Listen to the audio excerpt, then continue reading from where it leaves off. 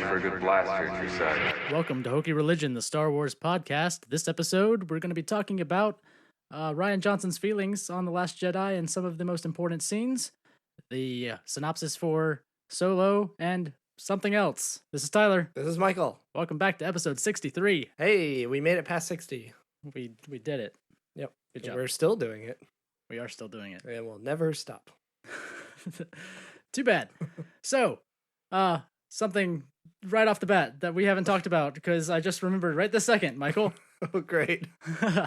So as we mentioned before, we are in locations close to Disney World where Yes. the new Star Wars land is going to be. Unknown. The unknown. Unbroadcasted locations. Coming to you from your mother's basement. Yep.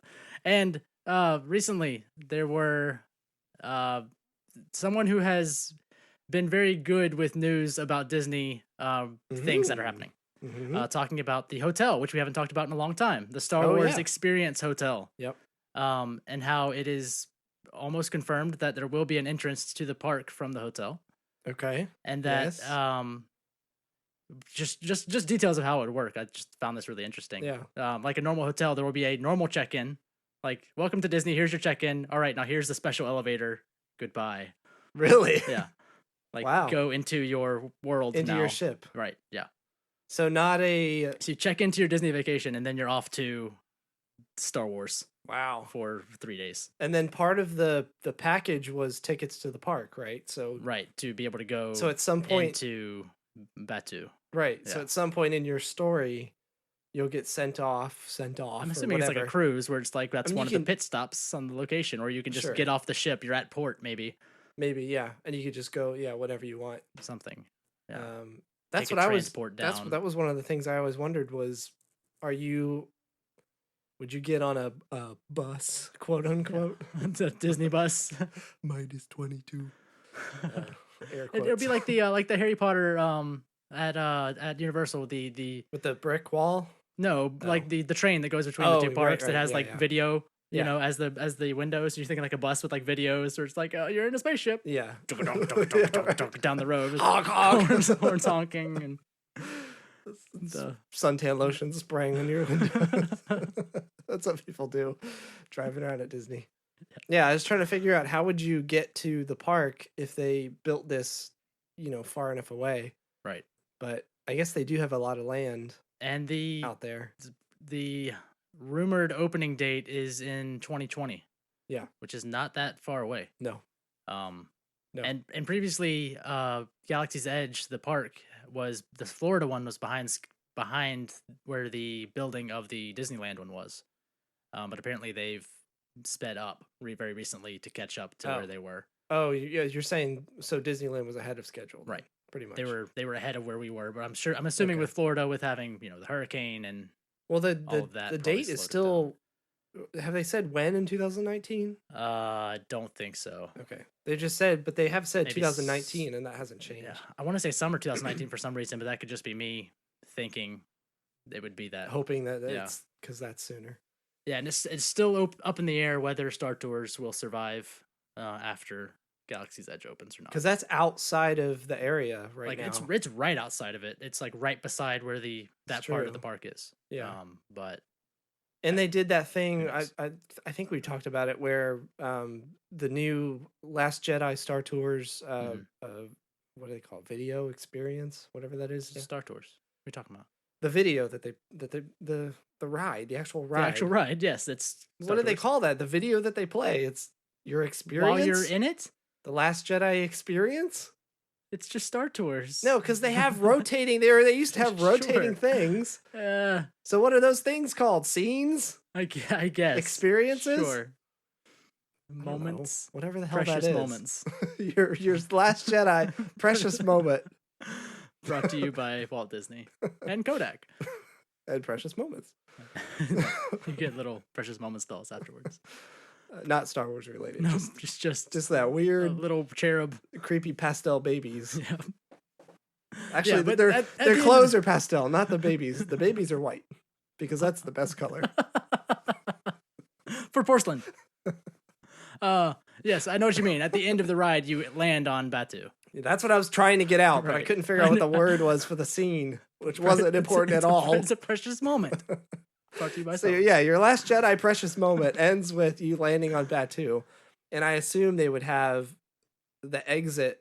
Like, I don't know if they would leave it where it is now. Maybe turn They it would need around to the other underground. way, They would need to underground the exit to, or like just to turn go it. under the street because there's a pass through right behind it, and a very Californian like beer pub right There's beside it. A pass through. Like there's a walkway behind it to other stuff right behind the ride. But yeah, but the exit, if you think about where it is, it's kind of facing towards where the opposite. That too will be. Yeah, but if you turn the exit around, it'll be pointing straight towards the Star Wars area. Yeah. So they might be able to do that.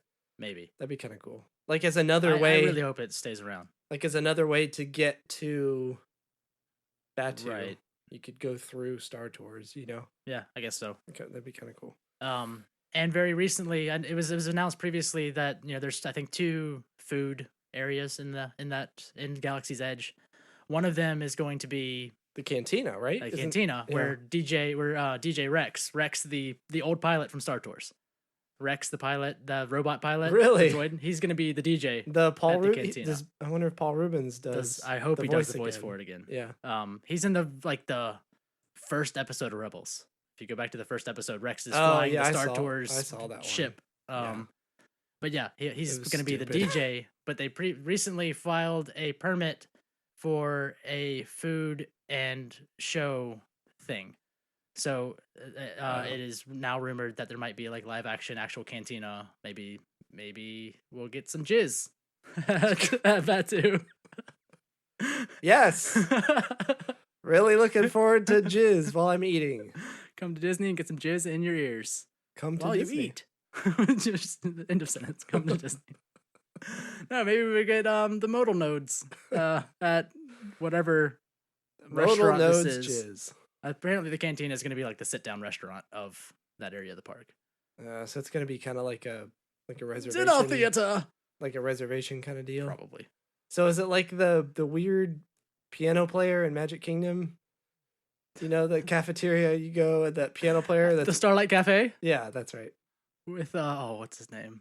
I forget. He that reminds fucker's me name. of he reminds me of a late night talk show host, That's what he was supposed to be, right? but like Jay Leno. He era. reminds me of Jay Leno, but as a lounge singer. Yeah. We're just talking about Disney stuff that probably no one listening. I'm even sure there's knows of. crossover between the idiots that listen to this. And us idiots talking about Disney. Yes, right. Yeah. I mean, they're idiots because they listen to it. They're not just idiots in general. Okay. I'm We talking, make them. I'm talking. They're yeah. our idiots. The fact Michael. that they stick around, they're our idiots. which people haven't been sticking around lately, that's another story. So yes, Anyway. interesting tidbits of the upcoming Disney attractions. I'm so excited for that. I that mean, genuinely, just the hotel. The park will be cool, but I really want like a 3-day Star Wars cruise, basically.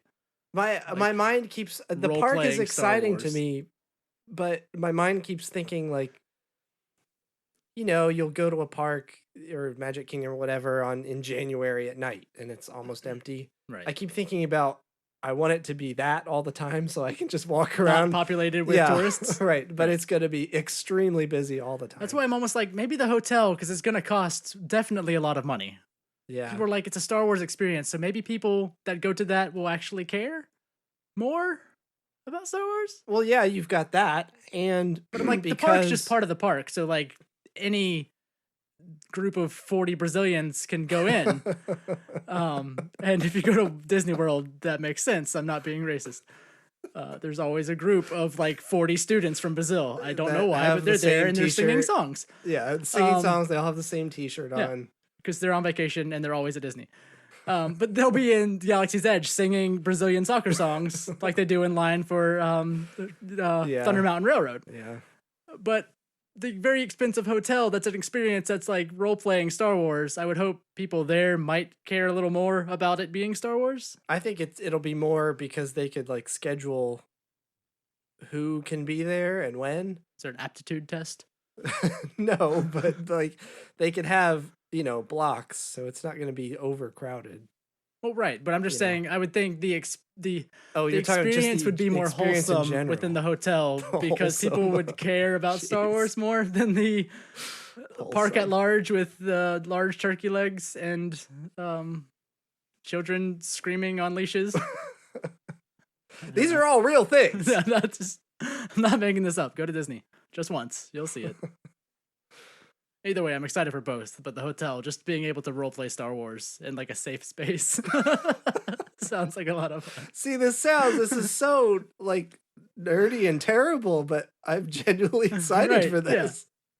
Yeah. It's not cool, but I can roleplay Star Wars and it's not in my living room or in a field. Or with children. Definitely not with children. We do not support role-playing with children on this podcast. Unless they're your kids. Then I guess you can. But sure. You can roleplay as kids. Whatever. Sure, why not? Go it's for in the it. privacy of your own home. If you're not hurting anybody, it's fine. Right? You can do whatever you want. Maybe not. We're here. We're a morning show now. We're just giving recommendations for are we life coaches? Star Wars fan life coaches. We're like maybe not morning show, more like late night college radio or something. Right? Hey. Well, we're already that. Oh. All right, so hold on. Oh, get this over here. Reach. Oh, that's the one. Keep going. So Last Jedi has finally passed 1.2 billion worldwide, which is fantastic, and it has not failed. It is the second highest grossing Star Wars movie and the number one movie of 2017, which is great. Well, has not failed according to monetary corporations. Monetary needs. Needs. No. Figures. According to stacks. Dollars and stacks. Wads. I still say that it succeeded. Bills. Despite others' opinions. Mm-hmm. So. Mm-hmm. We've talked about that. Yeah. We have opinions, and your opinions are wrong.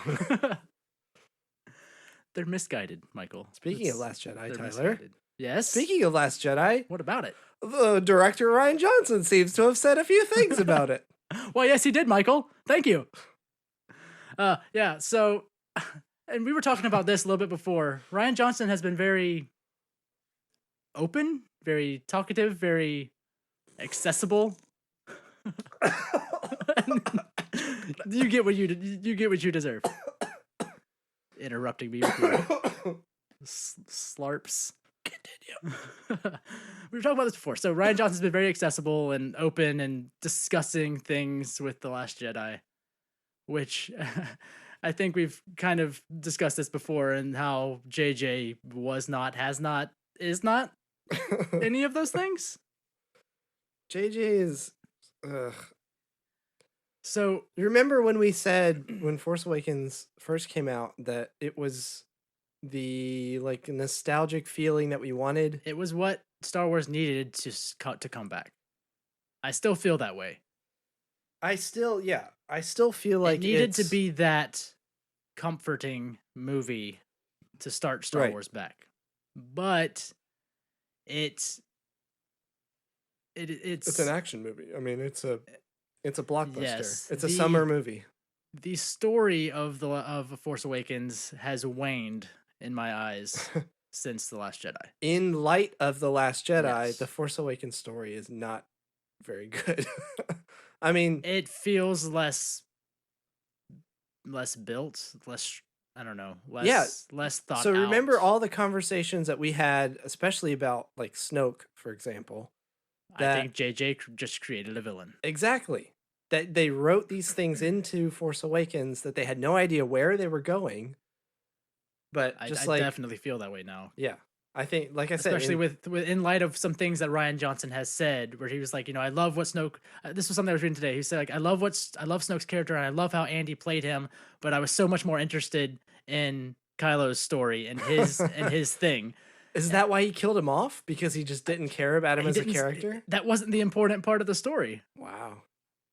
So I definitely think that Snoke didn't have to be. Okay, well then all the frustration we have about Snoke and that we share with a lot of other people is because of Rian Johnson? Because Rian Johnson didn't care about him enough? No, I guess. I mean, we will get that story, and I'm sure we will get good stories Not in the about movies. Snoke. Not the movies. Oh well, they're spinning off everything these days. Get a We're Snoke, gonna get a Snoke backstory movie. just a Snoke backstory. Young Snoke, Yep. And when he was but a wee newspaper Wrinkle. salesman. um, A wrinkle? a wee wrinkle. Just a wrinkle in his mother's eye. His father's eye. Somebody's Mother's eye. eye? Gross. He. Just We'll get good stories, raisin and in the sun. I'm still interested in the story of Snoke because I know they will have something good for him. Mhm. Because there's got to be something deep and 'Cause sinister. there has to be. There has to be something deep good. and sinister and dark behind it because he was doing this because of something. He was getting vengeance. There's a reason we should care At some about him, point, right? we were told he was getting vengeance due to what they did to him, and none of that has been made sense to No. us yet. But I'm sure there's going to be good stories. But again, even Ryan was like, "That's not the important story here." For the movie. Kylo was. So Yeah. as much as I like that character, Kylo needed to be the focus. And so it makes Force Awakens look even weaker in that, well, they created a villain probably hoping to do something with it, but in creating Kylo, they created a much more interesting character that was way more important than this other villain. In the grand scheme, yes, but we Yeah. want to. I mean, the story of how he became a villain we should care about. Kylo, Right. I'm talking about. The story about how Kylo became a villain we should care about and became this kind of twisted character was because of Snoke, Yes. and we want that story. Why Right. did that happen? How did it happen? But it's not important to the film. Not to continuing Kylo's story, Right. where Which is we've where it's been difficult. dropped. Right. Yeah. But yeah. So anyway, in light of Last Jedi, Force Awakens is weak. And I JJ still love it. and JJ is the cause of that, really. I mean, I still love The Last Jedi.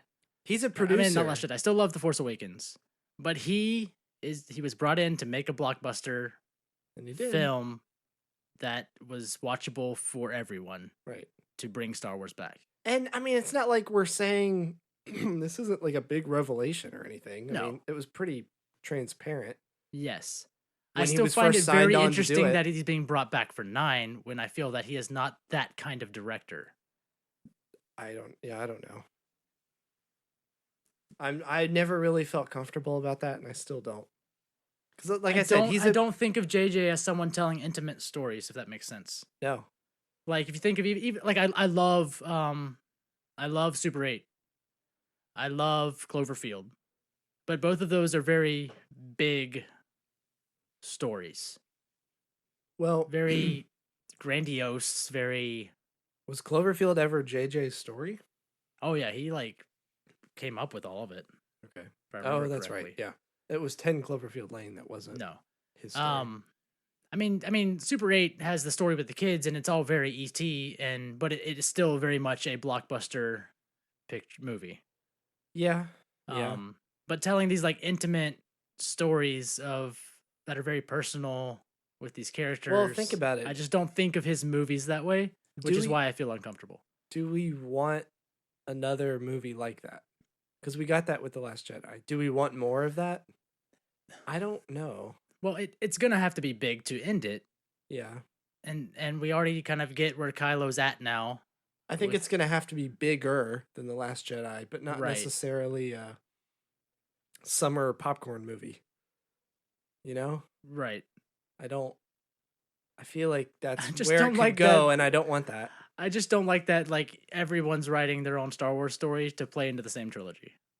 Like JJ wrote 7, and then Ryan was like, "All right, I'm gonna write 9 now. Scratch off that character. Write 8? This is or 8. I'm gonna write 8 now. So scratch off that character. Okay, this character has a better story now. And now Ryan's back and like, oh, bro, kill that character, and this character is No, better now. And here's a JJ's different back. story. JJ's back. Right. So they're all just kind of like trying to build off of each other while still doing their own thing, which is uncomfortable, especially going into a third one.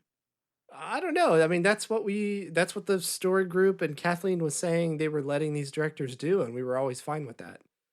I was And- never fine with Colin doing 9. Well, no, but I'm saying. I'm more okay with JJ doing it. Well, but think back to Rogue One. It's really hard that Ryan's not doing 9. That's just where I'm at. I agree with that. But think back to when Rogue One came out, and we were so excited to have Gareth Edwards come on, and this was going to be a completely different Star Wars movie, and it was going to be great, and it was something more gritty different than we've ever had. Which is fine. Which made us kind of buy in even more to that idea of we want all these different directors and their different ideas and all that stuff. And again, with when Ryan came on and did The Last Jedi, like that was a completely different movie, even more so. Right. And it was great. With the amount that he changed the story, though, it's very difficult to now have someone else come in and write a treatment for 9 that's not the person that just changed the story dramatically. Okay, yeah. All right, I see what you mean. That's what's difficult for me. Yeah. Because he's like you don't want to reset back to Force Awakens stuff. Right. Yeah, neither do I. Like now that Kylo's in charge, because that would feel like going backwards. JJ created the Knights of Ren. Yeah. Probably out of just a like fever dream. It's like, oh, Knights of Ren, and like he mentions them one time and like shows them in the background, and then 8 they're not mentioned at all. Why does that sound like a robot chicken thing, like Seth Green coming up with? Right. JJ just sitting up, Knights of Ren. Oh, scribble it down. Oh, fall asleep. Right. And then 8 doesn't mention them at all because it doesn't need to, because it's about Kylo's growth. But now that Kylo's in charge, I will be very angry, and I think JJ would be very remiss not to now have the Knights of Ren involved, provided they're still alive. Yeah. Now that Kylo is in charge, not surrounding himself with the Knights of Ren. Right. That's where I will be very angry at Star Wars, because that would be such a missed opportunity, I think, because we've not gotten anything about the Knights of Ren, right? Other than that they exist. We don't know if they're dead. We don't know if they were the Praetorian Guards. I assume not, because there were more Praetorians than there are Knights of Ren. So I really hope they're back. So there's some things that I'm glad that JJ's back, so I hope he kind of ties up some of those threads of things he mentioned that can now be available. Yeah. But then we'll see what he does, like with Luke being possibly a Force ghost in this movie, and how he continues to involve him in the story. First of all, the Praetorian Guards are not the Knights of Ren. That's official now. It is official? Ryan came out and said... Okay, I missed that one. He considered that they could be the Praetorian Guards, but it would have like complicated that scene because it has some history. Because he's fighting his own guys. Yeah, and there's history with him and the Knights, and then they all die at the end, so it would have been too confusing. I guess so. So they are definitely not the Knights of Ren. These are new guards. So provided the Knights of Ren are still in existence, yes, they could be brought around. Yes, because there's no confirmation or not that they are alive. Yes. We don't know at what point he did anything with them other than standing in a circle while Rey was on the ground in a dream. In a tree? In a dream. Oh. They were standing around her in a tree. It was very difficult to set up. Now, I know I've asked this before, but I guess I could look this up. Does Snoke say, when he's talking to Kylo in Force Awakens, does he say the master of the Knights of Ren or the last of the Knights of Ren? Pretty sure he says the master. The master of the... Okay. Yeah. I can never remember that. Because if he did say the last of, obviously there you go. There's your answer. But the last of the last Jedi, if he's the last Ren, maybe there's another Ren that was Rey's mom. Rey's Bob? Mom. Oh, mom. Okay. Or her Bob. I don't. Maybe she has Mom's Bobs. She has a Bob. So yes. So we got to this long tangent on JJ. Put your Bobs away, Mom. I'm excited for JJ to do 9. It's very difficult that it's not Ryan.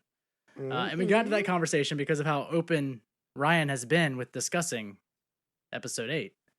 And a lot of the problems people have had with 8, or things people were like, why did you do this type of thing? And he's basically addressed his decision for those, which a lot of people are like, I don't have to say anything because I don't have to explain myself because it's my movie, and there's just never any discussion.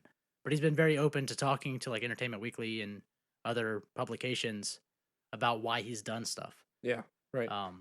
specifically with Luke explaining kind of his thoughts on why he did that.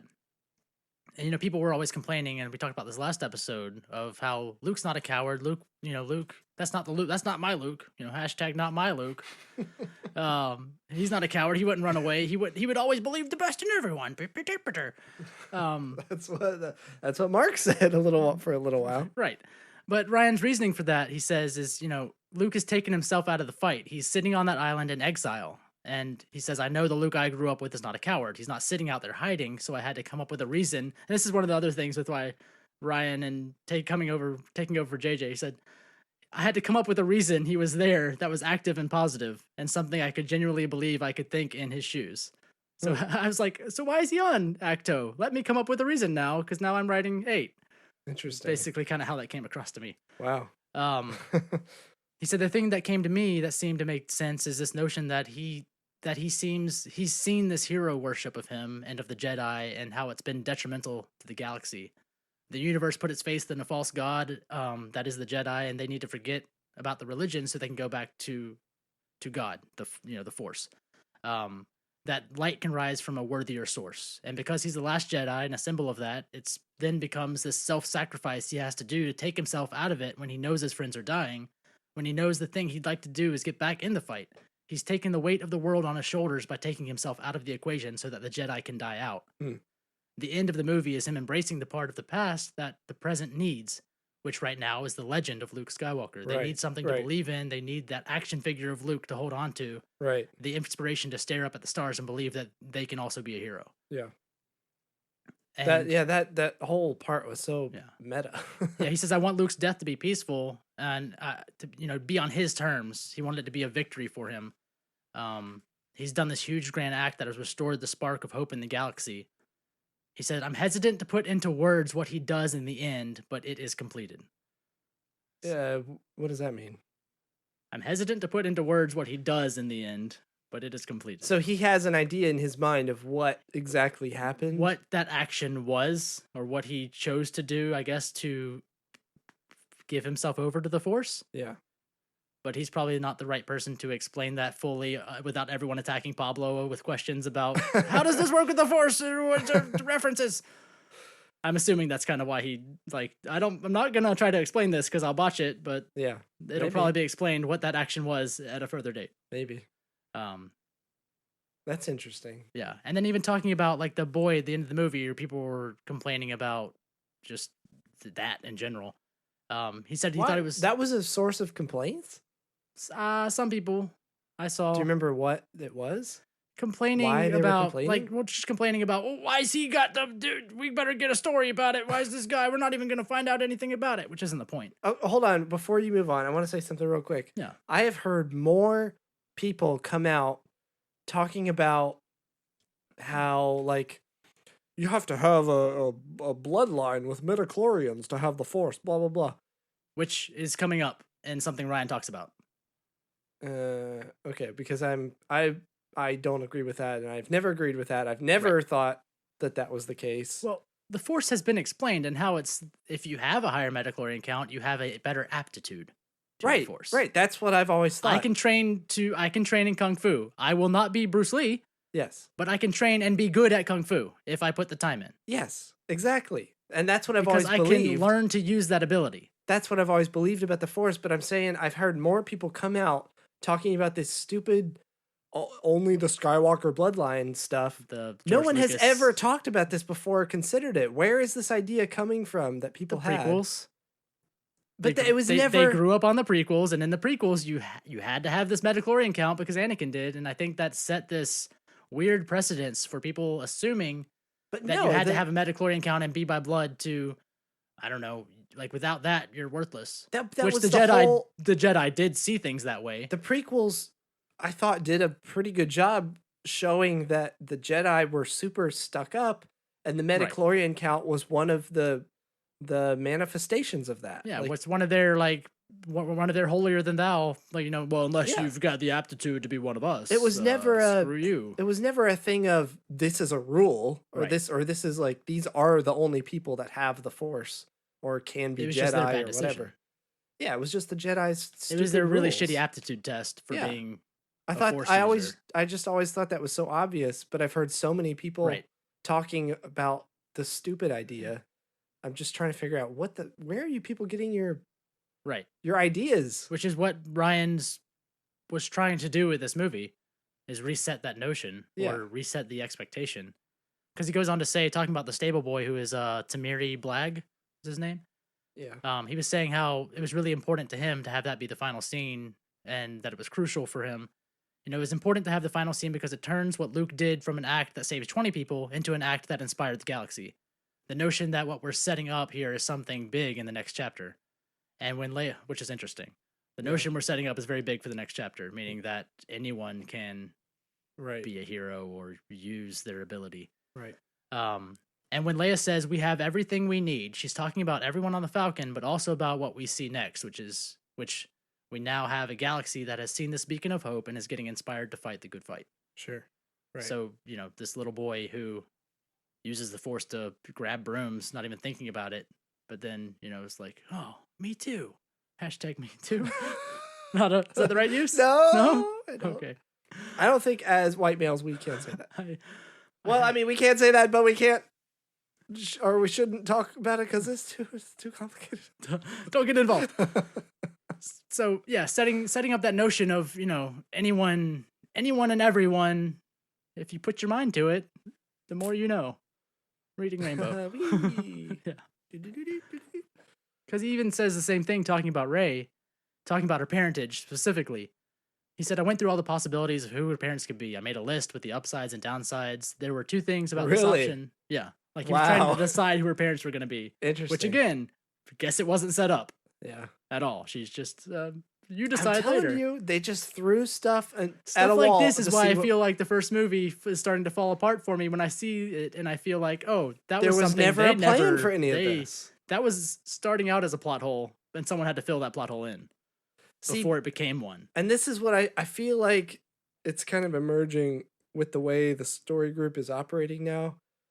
We were just talking about a few minutes ago, the freedom that they give the directors. I can kind of see your point where too much freedom can be a bad thing because you get stuff like this. Well, especially when you have this is a saga. This is a 3-movie part of a saga that has a through line that needs to continue to be a through line and not a, you know, this is not a broken up thing. This is a trilogy that's focused on this one story, and when multiple people are telling it, and someone's having to come up with reasons why the last guy did something, that's not helping the arc. It's not a focused thing, right?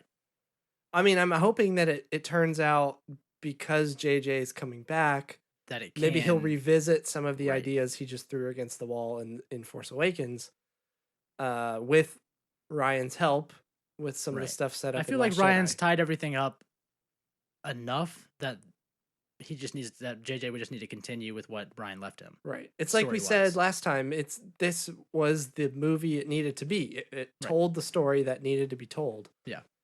So talking about Rey's parents, you know, anyway. he's saying he made his lists and his, you know, comparing the upsides and downsides, and there were two things about the option he chose that made it feel right. He liked the idea that he's breaking out from the notion that the Force is this generic thing that you have to be tied to somebody to have. It's the anybody can be the president idea, which I liked introducing. The foremost thing was just dramatically... oh boy. Yeah, well... oh boy. The foremost thing was just dramatically storytelling-wise. The way I like to put it is, in The Empire Strikes Back, the big revelation is, I am your father. It's a big surprise, but it's the reason it lands is not because of that. It's because it's the hardest possible thing that Luke and the audience could hear at that moment. You've had a bad guy that you hate, that you can project your shadow onto cleanly. He's evil. It's simple. With that one line, suddenly the easy answer gets taken away from you, and he's something our protagonist has a relationship to and has to think in more complex terms. Yeah. In terms of layers of redemption. So for him, if Rey had gotten the answer that she's related to so-and-so and had learned her place in the story, that would be the easiest thing she can hear. The hardest thing to hear is, nope, this is not going to define you. And in fact, Kylo is going to use this to try and undercut your confidence so that you'll feel you have to lean on him for your identity, and you're going to have to make the choice to find your own identity in the story. Right. So these things people are complaining about, like, and we talked about last episode, from a storytelling standpoint, it makes perfect sense to me. For her to be a nobody. Right. Yeah. Which we that was our preference the whole time leading up to The Last Jedi. Right. But I loved his comparison to Empire Strikes Back with Darth Vader. Yeah. And Luke, where that was like the shittiest choice. Like at that moment, like you've got this horrible guy who you just want Luke to kill, and then there's that moment of shit, he's my dad. Well, now what? And for Rey, it's that, well, crap, I'm nobody, but I have this thing, so I need to choose. What do I do? What do I do with this? Yeah. So what do I do with this information? The same way Luke did, and yeah. as much as he didn't really want Force Awakens to be the Empire Strikes Back of the trilogy, it had to be, because that's how story three trilogies go. There's that dip in the middle of darkness and storytelling, and everyone trying to figure things out. The dip of storytelling. Well, classic. The dip in. Yeah, right. Because I know anything about that. The classic dip of that dip of emotion, of like that roller coaster in the middle of like, where's things gonna go? Yeah. Which happens with any sort of trilogy. Yeah. Or should. The I don't know, just that chapter in the middle where, just like Empire Strikes Back, and then Empire Strikes Back is of the three movies, as cool as Empire Strikes Back is, I definitely think it's the less action. I mean, it's definitely the less actiony action of the trilogy. Yeah. It's the less big budget feeling. It's that intimate storytelling one.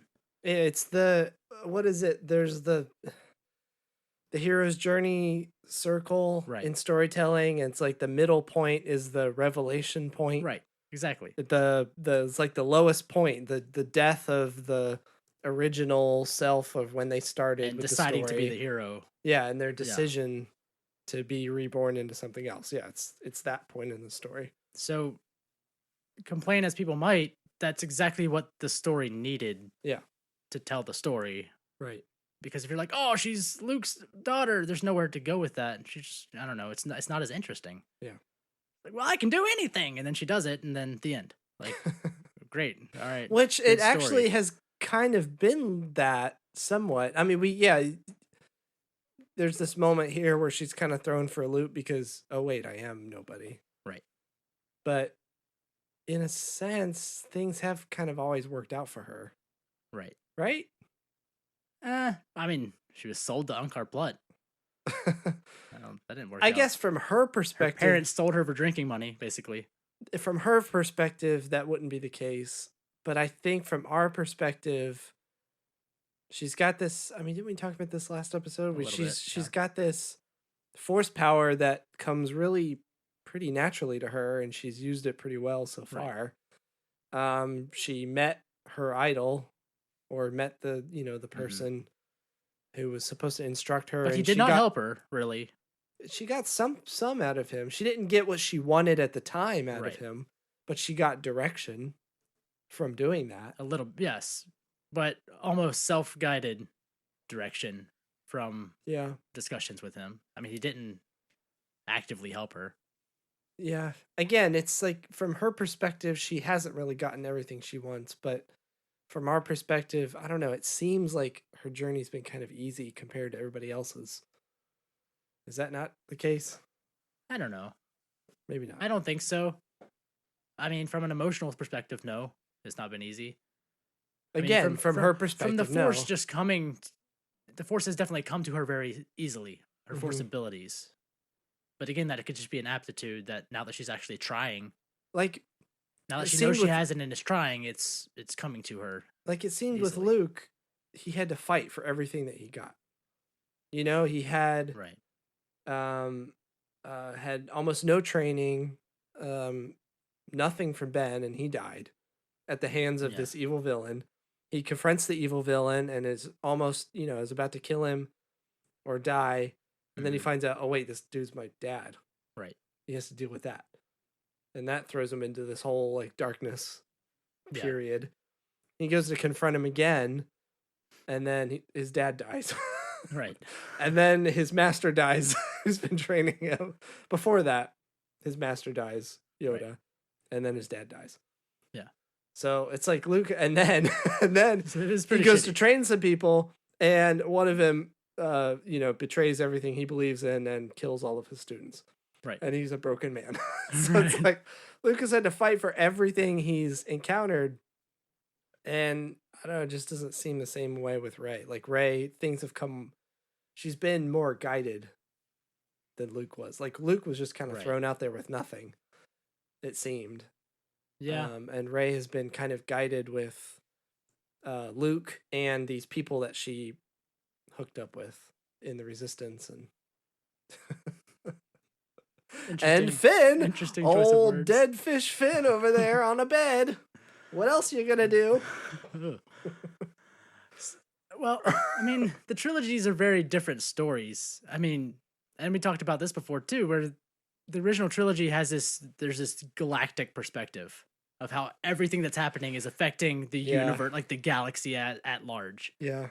And like right now, it's really just like this band of like 20 people. this lady's shitty son is trying to kill all her friends.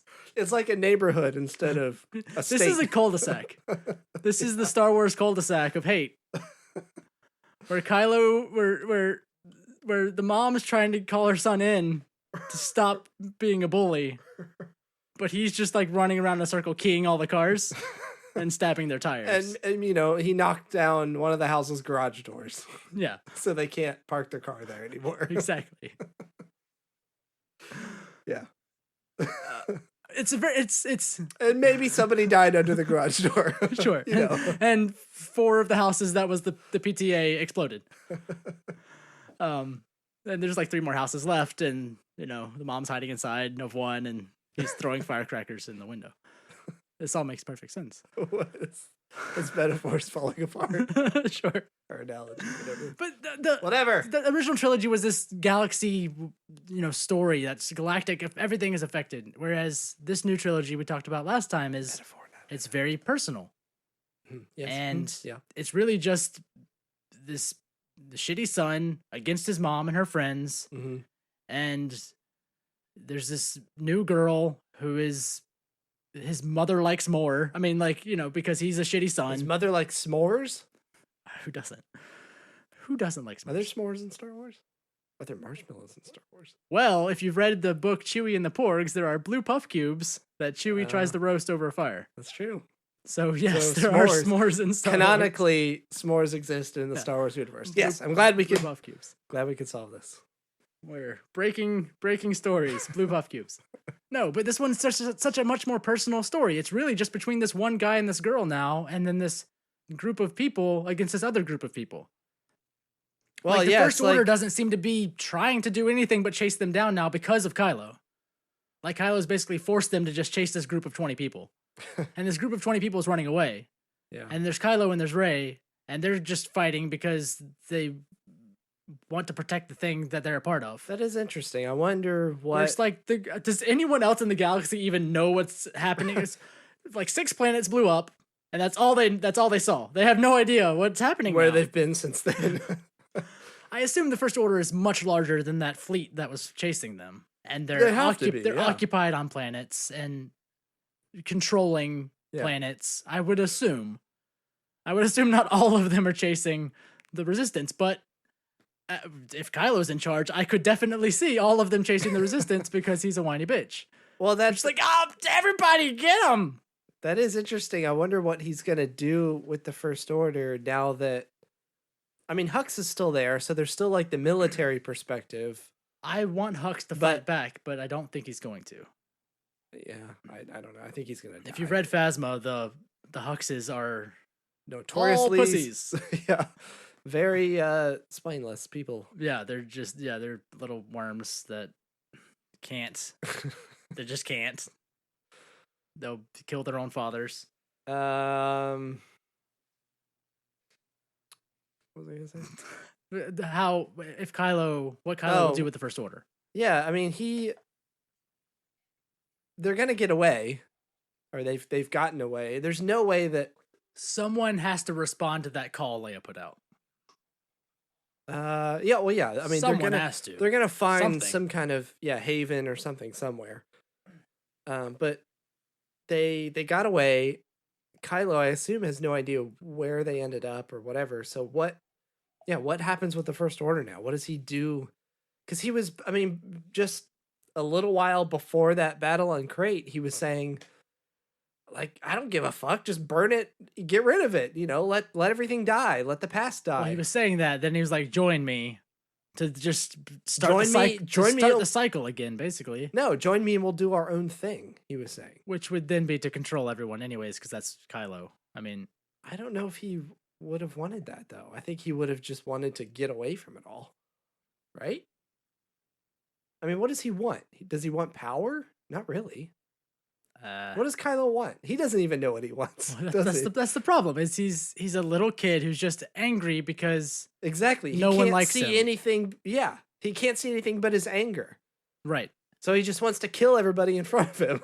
Like it's you embarrassed me in front of my friends, so now I'm gonna kill all of you. Is kind of his attitude, where it's like, well, you didn't join me, Rey. So I'm assuming now he's just gonna chase her down to kill her because she turned him down for the date. I don't. What does he want? I don't know. I really don't know at this point because I don't know the answer to that question. Because Snoke was having them chase down Luke. Snoke's whole thing was to find Luke Skywalker. I don't think Kylo. His mission was just to obey Snoke, right? Yes. Well, there's no Luke and there's no Snoke, so at this point, Kylo is completely missionless. Other than that's what I'm saying. Other than being angry. That's all he's got. Yeah, I don't know the answer. What does he want now? I'm assuming his mission now is to kill Rey. Like, that's all he probably cares about, is to kill Rey and the Resistance because they embarrassed him in front of his friends. Like, I really think that's it.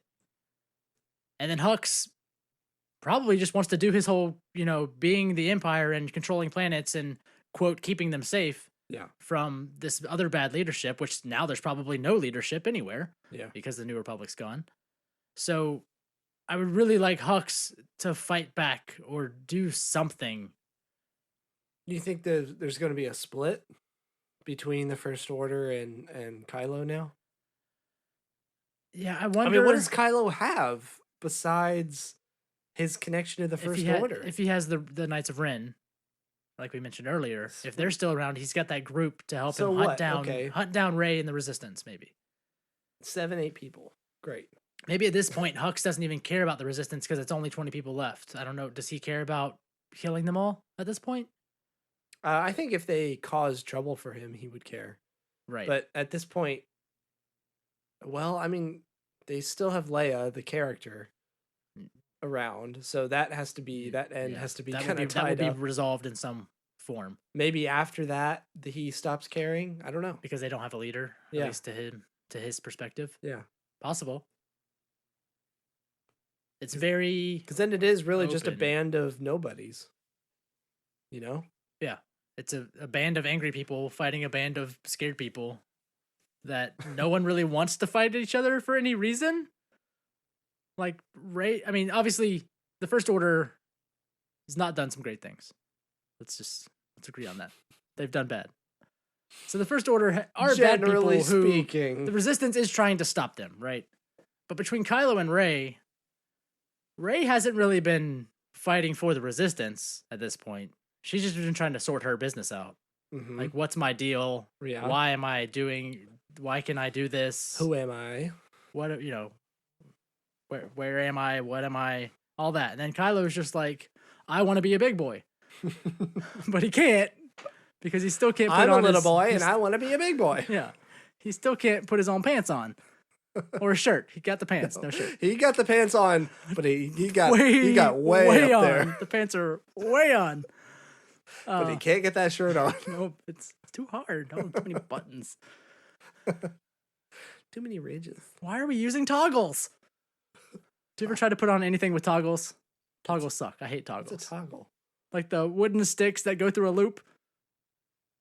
Oh, yeah. Yeah, toggles suck. Oh, yeah, those are bad.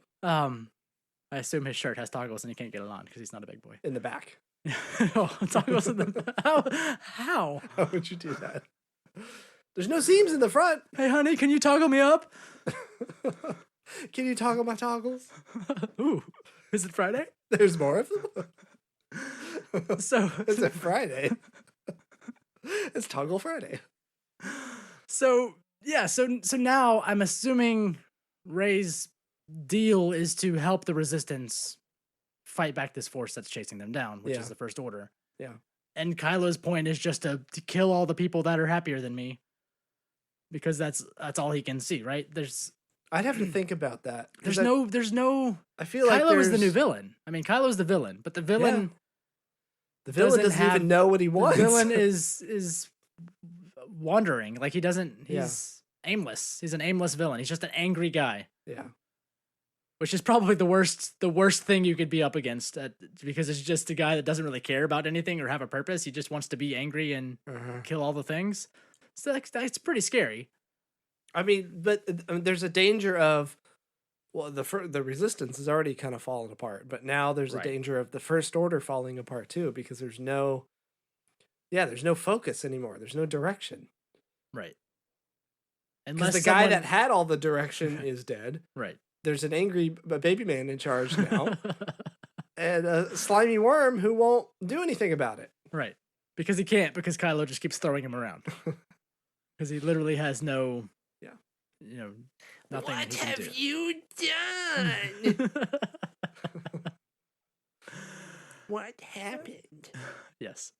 So I'm assuming because of what Luke did and the word getting out, because obviously there's a story being told on Canto Bight already of what he did, and Leia's call having gone out, but people were probably too afraid to answer it because they knew the Force was too large up against them.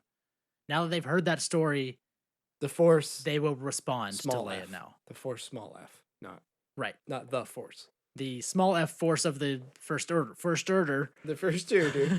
The First Order. The Fire Starter. The First Order's force, small f, is so large that other people were like, we're not going to respond to this call because it's not going to help anything. It's going to be for nothing. Your First Order is too smart. But if Luke Skywalker has given himself up for this cause, I'm assuming people will now respond to that call, and they will build to a greater small f force against the First Order. But not because they know that Luke gave himself up. Luke gave them hope to fight again. Yes, right. Luke was really the only one. They didn't respond to that call because they're like, we can't do this again. We can't do this now. There's not enough of us. The First Order's giant. What are we going to do? But Luke's hopefully sparked that, like, yes, we can do this. Let's fight with them and band together to do something about it. Right. I'm assuming that's where that will go. We're already making our predictions for Episode 9. 2019. 2 years. Oh, geez, 1 year. It's not 2019. December 2019? Right?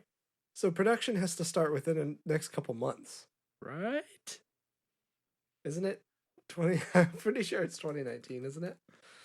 Let's see, I have a computer right here. Yeah, 2019. Yeah. December 20th. December 2019, which they're currently writing. They already pitched All I had to do was type in episode IX in Google, and it gave me yours. They already pitched a treatment of the story, and apparently they're writing it right now. Yeah. So production has to start by the summer. Very soon. Like by the summer. Yeah. Which, I mean, the way JJ was working last time, he was still editing the film like 2 weeks before it aired, before it hit theaters. So I guess he's just going to do that again. Whereas Ryan was done like 4 months in advance. I know. Chilling out, making commentaries. commentaries. He knew exactly what he wanted to make. Right. I mean, the whole time. So, soon, but not soon enough. But soon. But even sooner is the Han Solo movie that everyone's pining over. Everyone's Han Solo. Han Solo. That's my Maz impression. How'd I do? Is that good? No, well, the official synopsis for Solo was released, which is exactly what everyone thought it would be, and doesn't sound exciting. Hold on, I haven't read this yet. Okay, I want to guess before. Do it. What are the bullet-pointed items that are mentioned in this paragraph of a synopsis? A young Imperial soldier defects. No. That would be very specific for a synopsis for a movie that is meant for people that don't care about Star Wars. No, that's true. Hey, you know that guy Han Solo? You want some more? Cool guy Han Solo. Cool guy Han Solo drives a ship around space in an asteroid and has drugs. And there's a black guy, too. Coming this summer. Yep. Is that it? That's spot on. Sweet. So, Solo synopsis. Board the Millennium Falcon and journey to a galaxy far, far away in Solo, a Star Wars story. An all-new adventure with the most beloved scoundrel in the galaxy. Through a series of daring escapades deep within a dark and dangerous criminal underworld, Han Solo meets his mighty future co-pilot Chewbacca and encounters the notorious gambler Lando Calrissian in a journey that will set the course of one of the Star Wars saga's most unlikely heroes. Solo, a Star Wars story, releases in U.S. theaters on May 25th, 2018. That's basically what I said. Right? Isn't that basically what I said? Yeah. Kind of. So basically it's Han Solo and his pal Chewbacca that he meets for one time find their black friend and do things. This summer, meet the guys doing stuff. They find the one guy with a mustache. Yeah, so it is exactly what you would assume the movie was going to be about by a short synopsis. Han Solo, his dog, and the mustache guy go on adventures in the space robot ship. This summer, Han is Solo, the Star Wars movie. Except there's 2 more of them. Right. So, I still don't care about this movie. This summer, drive around with the coolest guy in space. Also, Chewbacca. Chewbacca's cooler. I assume in this movie, Chewbacca will be cooler. I'm not excited about this movie at all. I don't have anything to say about it. I think we've already discussed how we feel. I'm just not excited about it. I really hope not like I was for Rogue One. I was genuinely excited for Rogue One. Yes. I think some of that was misguided after I watched it a few times, but it's still a good movie. It's still enjoyable. And I'm sure Ron Howard's a fantastic director, and I'm sure he will edit together a good movie. I'm sure this will be a good quote-unquote movie. It is still not a Star Wars movie I needed. I didn't need this movie. Just because there's been so many Han Unless Solo there's something stories. super interesting about his backstory, which I'm sure there will not be because this has to pretty much this stick. feels like a movie for every man. Yeah. Like, this is the Star Wars movie. You remember that guy you saw that one time in a commercial, but you never watched the movies? Find out about him this summer. This summer, the guy with the gun went he shot the green guy first, remember? No, wait, he didn't. No, maybe at the same time. Did he? Who knows? He definitely remember He's that got green a vest. guy. He shot that guy first, remember? We all remember it. Nothing else happened. Coming That this was summer. the only time. The only time it happened was this guy. I saw someone on Twitter Spawn Polo. Spawn Polo. I picture Spawn, the character Spawn, now wearing a polo. So it's Spawn in college. A polo with that little gator on it. What are those called? The Lacoste. Yeah.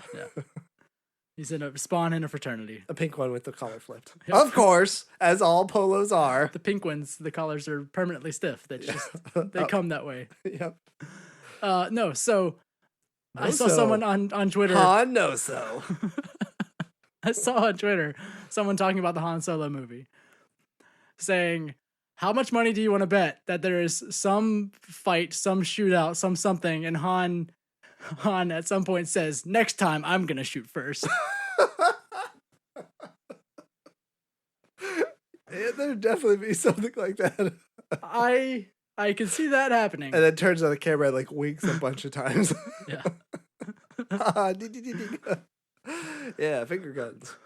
Yeah, that would be really, and because because I feel like this movie is going to be the Star Wars movie for every man, where it's like anybody can watch this and like Star Wars. He could say after any line, he could turn to the camera and wink, and it would work every time. But I feel like that line could 100% be in the movie, and it would get a giant laugh from a theater. It would be so corny. It would. I would slap myself. You know what else Ron Howard's made? The Grinch. Apollo 13. Oh, yes. Also that. One of the best movies ever made. Yes, he has. Ron Howard's made a bunch of fantastic films. And The Grinch, which let's- was also a very good movie. Which is good. You're talking about corny. Oh. Uh, Yeah, but that was like corny on purpose, though. He was purposely trying yes, to it do was. that. Right? I hope. No, but that was meant to be a very intimate, Man. deep story on The Grinch. I never No. realized how much he's done. No, he's done. He's done a lot of really good stuff. A lot, yes. So I'm sure it will be a good movie, but it's not going to be as impactful as The Last Jedi. I don't, because it's something we already know, and it has to conform to that thing we already know. Mm-hmm. So it's not a Star Wars thing I needed, but I'm excited to see it. Yeah. I'm excited that it will exist. I'm still not super excited to see it. If that makes sense. I will see it. I will see it. But I'm like leading up to it. I'm like, well, this is gonna happen, so I'll see it. But I don't. We will see it, and we'll have one episode on it. Probably maybe half an episode. I cannot see much coming out of that movie that needs to be discussed. Do you think we'll be there opening day? This is like I don't know if I want to be there opening day for this. I'll go that weekend. I don't need to go on Wednesday night or when it air. I don't know. That's how I feel currently. Now we still haven't got a trailer, which is super late for us not to have had a trailer yet. It's coming out in just a few months. Yeah. People expected there to be a trailer in January. Really? A lot of people were like, people that are usually on this type of thing as to when trailers come out were saying January. They thought it would have already happened by now, and it hasn't. I'm assuming because they're still giving Last Jedi time to breathe, but it's 4 months. Well, didn't 4 months out from the movie and nothing? Wasn't there some quote from Ron Howard about the trailer? Like, just wait a bit, basically. Right. All we've had are leaked photos mm-hmm. and the synopsis, the official synopsis now. Yeah. That's all we've got. And we're 4 months away. And we've seen nothing, which is pretty close to not have anything for the movie. But maybe once I see some of it and I get to feel it a little bit, and it's not just this thing that I feel is going to be super cheesy and not great. Yeah. Maybe once I see it, I'll feel better. I hope. Maybe once I see it, I'll be like, oh, yeah, that's exactly the thing. I'm sure you'll be able to say while you're watching it, like the individual elements of it will be good. Like, what's his name? I'm sure he's going to do a great job. I'm sure. And the other guy, I'm the sure other he's guy. Fine. And there's Donald Glover in it, and Woody Harrelson. And jeez, I genuinely forgot about that. I didn't need to be reminded about that. I'm sorry. I actually forgot that. And you're like, no, what? Never mind anything I was saying. I'm sure none Ron of them Howard will do great. They're all bad. Ron Howard said on Twitter, somebody asked him about the trailer, and he said, "Hang in there. Now that episode 8 is out, it won't be long." Right, but that's been like what, like 2 weeks? It was like December. I mean, he said that, It has been almost a month. Yeah. Still nothing. Sometime soon. Well, there's nothing else to talk about, and there probably won't be for a while. Yes, and we have so many episodes to do before we have things to talk about. Before we have Han Solo to discuss why there's a weird flap on the front of the Falcon. Should we mention that a long time ago we watched a movie on here and nope. and commented on it live? Or did that not happen? It happened. It did happen. That won't happen again. No. No. I kind of want to do that again. Maybe for Patreon. Well, Speaking of... do that. Yes. Go to patreon.com/HokeyReligion and you can support the show for as little as $1 a month. That money goes directly back into the show to help us produce it and host it and make it exist, which is always helpful. Don't look like you don't believe anyone will do it while you say that. Me? Yeah, you. Believe. My eyes go dead and I just read my script. For just $2 a month, if you enjoy the podcast and you want a sticker, for $2 a month you get a sticker with your $2 patronage. And there's other. And they're nice stickers. I've had a sticker on my car for over 6 months now, and it stayed. It's great. They're really nice stickers. There's other tiers with other things, so go take a look at patreon.com/HokeyReligion. There is a $100 tier. Just put that out there. There for is anybody that feels like they need to get rid of $100, yes. Even just for 1 month. Do it once and then cancel. Right. Just do it one time. We'll come visit you. We dare you. We'll blow you. Is that in the verbiage of what you get with $100? No. Well, It is now. That's my agreement. That's just Michael's. Email. That's my gentleman's agreement. Email Michael at hokeyReligion.com. Nope. Email Michael at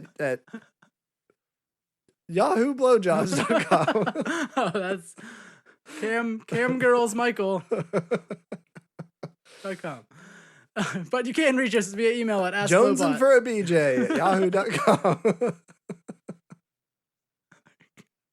That's gonna be real, right? I'm not. You can look that up later on your internet at your house. Not here. Oh. But Okay. you can email us at asklobot at hokeyReligion.com. Not the other ones. Not the other ones. I mean, you can email You those, can. but they're not going to go to us. Feel free to sort that out. You can also always talk to us on Twitter at hokey_religion. And we're on Facebook. We have a page. You can like us there and follow us. You can find us pretty much anywhere, but you can find most of our information on hokeyReligion.com. Just put hokey religion into the Googles, and you'll find You'll us. probably will be on the third page. Mm-hmm. Buy Maybe. a shirt. What? We haven't mentioned the shirts in a while. Oh, Buy yeah. a shirt. We do have shirts. If you go to our website, hokeyReligion.com, on the right-hand side, there is a link to t-shirts. And I have a shirt, The and it's logo. really nice. I Yeah, wear it I all have the a shirt. time. Do it. Clothe yourself, you weirdo. Well, now that we've insulted everyone and made no sense for an hour, I'm done. That's it. That's the show. We're done. Thank you for listening to Hokey Religion. This is Tyler. This is me, the other one. That sometimes he's known by Michael, and other times The name. Jones in for a blowjob. Jones and Furby J at yahoo.com. Okay, bye. Hokey religion is an ancient weapon.